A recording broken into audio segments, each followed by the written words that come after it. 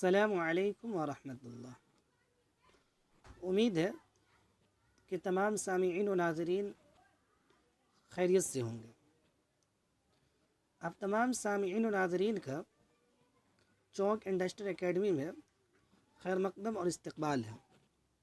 آج کے ویڈیو کا عنوان قرۃ العین حیدر کا مختصر تعارف۔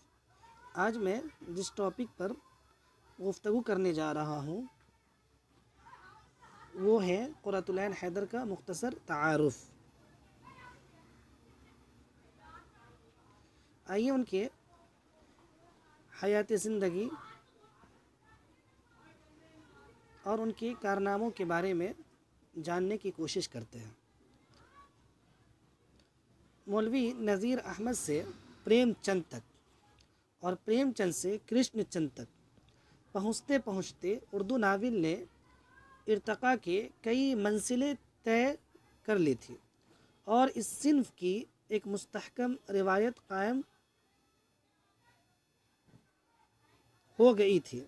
ایسے میں قرۃ العین حیدر نے اس وادی میں قدم رکھا۔ کس وادی میں؟ ناول کی دنیا میں، یعنی اس وادی میں قدم رکھا۔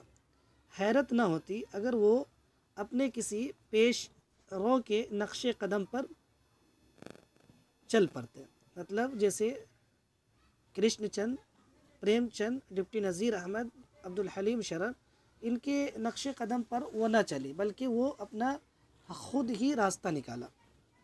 آگے کہتے ہیں مگر قرۃ العین حیدر میں ایک بلند پایہ فنکار خوابیدہ تھا۔ کیا تھا؟ قرۃ العین حیدر میں ایک بلند پایہ فنکار خوابیدہ تھا۔ اس لیے جس نے اپنا راستہ آپ نکالا اور پچھلوں سے ہٹ کر، یعنی جتنے بھی ناول نگار تھے ان سب سے ہٹ کر راستہ نکالا۔ ناول کا موضوع، انداز فکشن، اسلوب نگارش، ہر معاملے میں ان کی انفرادیت نمایاں ہوتی ہے۔ ان کے فن میں بہت کچھ ایسا ہے جو دوسروں میں ناپید ہے، یعنی ان کے فن میں کچھ ایسا ہے جو دوسروں کے ناول میں نہیں ہے۔ ناپید کا مطلب نہیں ہے۔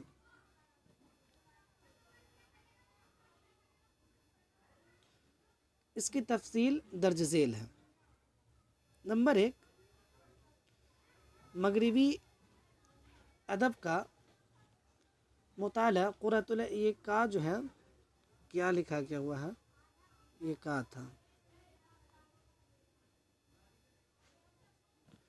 مغربی ادب کا مطالعہ قرۃ العین حیدر نے براہ راست کیا ہے۔ دور حاضر کا انگریزی فکشن اس لحاظ سے عالمی ادب میں ممتاز ہے کہ اس میں حیت کے متعدد کامیاب تجربے کیے گئے۔ قرۃ العین حیدر نے نہایت توجہ سے ان کا مطالعہ کیا، ان پر غور کیا اور ان سے فیض اٹھایا۔ انہوں نے محض تقلید نہیں کی بلکہ حسب ضرورت اس میں کمی بیشی کی۔ جو کچھ اپنایا اس طرح اپنایا کہ اصل سے بہتر ہو گیا، یعنی جو کچھ ناول میں تھا اسے مکمل نہیں اپنایا بلکہ اس طرح اپنایا کہ اس سے یعنی پہلے والوں سے بہتر ہو گیا۔ اس لیے جو اہل نظر نے انگریزی فکشن نگاروں سے قرۃ العین حیدر کا موازنہ کیا ہے ان میں سے بعض کی رائے یہ ہے کہ یہ خاتون ان سے آگے نکل گئی ہے۔ کس میں؟ ناول نگاری میں۔ ناول نگاری میں قرۃ العین حیدر کیا ہو گئی ہے؟ ان سے آگے نکل گئی ہے۔ قرۃ العین حیدر کا مقابلہ جیمز جوائس اور ورجینا وولف سے کس سے کیا جاتا ہے؟ قرۃ العین حیدر کا مقابلہ جیمز جوائس اور ورجینا وولف سے کیا جاتا ہے رہا ہے، جبکہ ان دونوں فنکاروں کی دنیائیں ایک دوسرے سے بہت دور واقع ہوئی۔ جوائس کا لاشعور کی بھول بھلائیوں میں بھٹکتے ہیں۔ جوائس جو ہے ان کی جو سوچ ہے وہ بھول بھلائیوں میں، ان کی جو سوچ ہے وہ بھول بھلائیوں میں بھٹکتی ہے۔ ورجینا وولف شعور کی گہرائیوں میں اترتی ہے۔ ورجینا وولف کہاں اترتی ہے؟ شعور کے گہرائیوں میں اترتی ہے، لاشعور کی وادی میں قدم نہیں رکھتی۔ قرۃ العین حیدر اور ورجینا وولف کی زیادہ نزدیک ہے۔ ان کے بعض افسانوں اور ناولوں میں جو شعور کی رو، اسٹریم آف کنسیسنیس نظر آتی ہے، اس کا سرچشمہ جیمز جوائس کے نہیں، ورجینا وولف کے ناول ہے۔ یعنی شعور کی رو قرۃ العین حیدر کے ناولوں میں بھی ہے اور ورجینا وولف کے ناول میں بھی ہے۔ دوسرا جو ہے وسیع کینوس، قرۃ العین حیدر کو اردو کی باقی تمام فنکاروں سے ممتاز کرتا ہے، بلکہ اس معاملے میں وہ جیمز جوائس اور ورجینا وولف کو بھی پیچھے چھوڑ جاتے ہیں، کیونکہ یہ دونوں یورپ کے حدوں سے آگے بڑھنے کی سکت نہیں رکھتے۔ ان کے برعکس قرۃ العین حیدر برصغیر یعنی ہندوستان، پاکستان، بنگلہ دیش کے علاوہ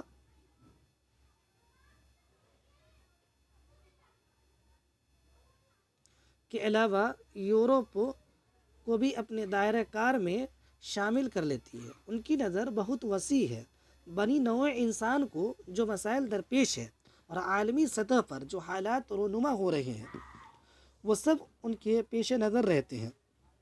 اس کا نام آفاقیت ہے۔ کیا ہے اس کا نام؟ اس کا نام آفاقیت ہے، اور وسعت و آفاقیت میں ہمارا کوئی ناول نگار ان کا مقابلہ نہیں کر سکتا۔ مولوی نذیر احمد کے جو ناول ہیں وہ اصلاح اور پند و نصاح کے دائرے سے آگے نہیں نکلتی۔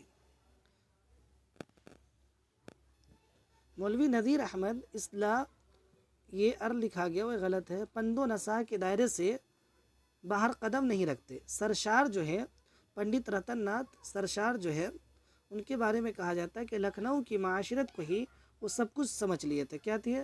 لکھنؤ کی معاشرت کو ہی سب کچھ سمجھ لیے تھے۔ اس کے بعد عبدالحلیم شرر نے خود کو تاریخ اسلام تک محدود کر لیا۔ عبدالحلیم شرر کے جو ناول ہیں وہ تاریخ اسلام تک ہی ہے۔ رسوا نے ایک خاص ماحول کی تصویر کشی کو اپنا مقصد بنایا۔ رسوا نے کیا کیا؟ ایک خاص ماحول کی تصویر کشی کو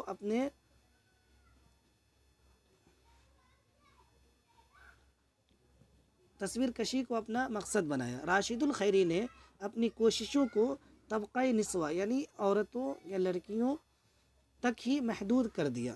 پریم چند دیہات کی زندگی کو موضوع بنایا۔ پریم چند کس کی زندگی کو موضوع بنایا؟ یہ سوال پوچھا جاتا ہے۔ پریم چند دیہات کی زندگی کو موضوع بنایا۔ بیدی اور کرشن چند کی کائنات اور بھی محدود ہیں۔ افسانہ میں منٹو اور بیدی کا رتبہ قرۃ العین حیدر سے بلند ہے۔ افسانہ میں اگر افسانہ کی بات کریں، ناول کو چھوڑ کر افسانہ کا بات کریں تو منٹو اور بیدی کا رتبہ قرۃ العین حیدر سے بلند دو بالا ہے۔ مگر ناول میں، جہاں تک ناول کی بات ہے، ناول میں اردو کا کوئی فنکار ان کا مد مقابل نہیں، یعنی قرۃ العین حیدر کا ناول میں کوئی مقابلہ نہیں کر سکتا۔ حیات اللہ انصاری اور عبداللہ حسین بھی ان سے پیچھے رہ جاتے ہیں۔ قرۃ العین حیدر کا زمانہ ترقی پسند تحریک کے عروج کا زمانہ تھا۔ کیا تھا؟ ان کے جو زمانہ تھا وہ ترقی پسند تحریک کے عروج کا زمانہ تھا۔ اگر وہ اس تحریک سے وابستہ ہو جاتی، یعنی وہ اس کے ساتھ ہو جاتی، تو ان کا دائرہ کار جو ہے محدود ہو جاتا۔ ان کا قلم تحریک کے اثر سے آزاد رہا اور کسی بھی طرح کی پابندی ان کے فن کو زنجیر نہیں پہنا سکی۔ اور تیسری جو بات ہے ماضی کی بازیافت، قرۃ العین ماضی کی بازیافت۔ قرۃ العین حیدر کے فن ناول نگاری کا ایک اہم جز ہے۔ یہ ماضی کی بازیافت جو ہے وہ قرۃ العین حیدر کے فن ناول نگاری کا ایک اہم جز ہے، لیکن وہ ماضی میں اسیر ہو کر نہیں رہ جاتے اور کسی بھی حال میں مستقبل کو نظر انداز نہیں کرتے۔ قرۃ العین حیدر اقبال سے متاثر ہے۔ کس سے متاثر ہے؟ قرۃ العین حیدر اقبال سے متاثر ہے۔ اقبال کی طرح زبان مسلسل میں یقین رکھتی ہے۔ کس میں؟ زبان مسلسل میں یقین رکھتی ہے، جو ایک دور کے ایک ڈوڑ کے مانند اور ماضی، حال اور استقبال کو باندھے رکھتا ہے۔ ماضی ان کے نزدیک ایک زندہ وجود ہے جو حال میں داخل اور مستقبل میں کیا ہے؟ شامل ہے۔ آگ کا دریا 2500 برسوں پر پھیلا ہوا ہے۔ گوتم اور چمپا ہر عہد میں جنم لیتے ہیں۔ چوتھی جو بات ہے ان کے ناول میں اعلیٰ طبقے کی نمائندگی، ان کے ناول میں اعلیٰ طبقوں کی نمائندگی کی جاتی ہے۔ ان کے بارے میں کہا جاتا ہے کہ قرۃ العین حیدر کے ناولوں میں زیادہ نظر آتی ہے۔ اعلیٰ طبقوں کی نمائندگی جو ہے وہ قرۃ العین حیدر کے ناولوں میں زیادہ نظر آتی ہے۔ اعلیٰ طبقوں کی نمائندگی، وہ خود اسی طبقے سے تعلق رکھتی ہیں، یعنی جو قرۃ العین ہے وہ خود اعلیٰ طبقے سے تعلق رکھتی ہے۔ ہندوستان، پاکستان اور یورپ میں بھی ان کا تعلق امیر طبقے سے ہی رہا۔ اس طبقے کی زندگی کو اسی لیے وہ زیادہ کامیابی کے ساتھ پیش کرتی ہے۔ ان کے پہلے ناول میرے بھی صنم خانے، قرۃ العین حیدر کے پہلے ناول کا نام کیا ہے؟ میرے بھی صنم خانے۔ اس میں بھی جاگیردار طبقے کی زوال کی داستان پیش کرتا ہے۔ اب پانچویں یعنی آخری جو بات ہے وہ کہ قرۃ العین حیدر کا اسلوب نگارش کیا ہے؟ قرۃ العین حیدر کا اسلوب نگارش یہ تمام ناولوں میں یکساں نہیں ہے، شاعرانہ زبان استعمال کرتی ہے۔ یعنی قرۃ العین حیدر کا اسلوب نگارش تمام ناولوں میں یکساں نہیں، کہیں شاعرانہ زبان استعمال کرتی ہے اور زیادہ سے زیادہ شعری وسائل کا استعمال کرتی ہے۔ بعض جگہوں تو مصروں، خاص طور پر اقبال کے مصروں کی بھرمار نظر آتی ہے، اور کہیں سادہ سہل اور سلیس زبان دکھائی دیتی ہے۔ عام فہم الفاظ، چھوٹے چھوٹے فقرے، سادہ اور رواں دواں جملے نظر آتے ہیں۔ قرۃ العین حیدر کے ناولوں کے نام درج ذیل ہیں۔ ہم آپ کو بتائے تھے کہ قرۃ العین حیدر کے سب سے پہلے ناول کا نام کیا ہے؟ میرے بھی صنم خانے میں، یہ ان کا پہلا ناول ہے۔ یہ سوال میں آپ سے پوچھا جائے گا کہ قرۃ العین حیدر کے سب سے پہلے ناول کا نام بتائیں، تو آپ بتائیں گے میرے بھی صنم خانے میں، میرے بھی صنم خانے میں۔